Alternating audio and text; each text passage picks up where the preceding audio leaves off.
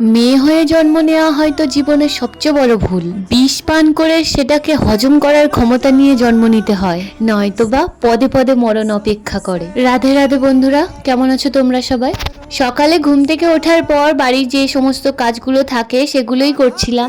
আজ রয়েছে রনের একটা বান্ধবীর মুখে প্রসাদ। বৃষ্টি হওয়ার কারণে এখানে পৌঁছাতে পৌঁছাতে আমাদের অনেক লেট হয়ে গেছিল। এখানে সমস্ত রিচুয়ালস হয়ে গেছিল। একটা জিনিস তোমাদেরকে দেখায়, এই দিকে দেখো, রনের মুখটার দিকেই শুধু তোমরা দেখো। আমি এই সোনা মাম্মামকে কোলে নিয়েছি বলে ও মনে হয় আমার ওপর রাগ করেছে। বেশ কিছুক্ষণ ওখানে সময় কাটানোর পর আমরা খাওয়া দাওয়া করে বেরিয়ে এসেছিলাম, কারণ আকাশের ওয়েদারটা খুব একটা ভালো ছিল না, যখনই তখন বৃষ্টি চলে আসতে পারে।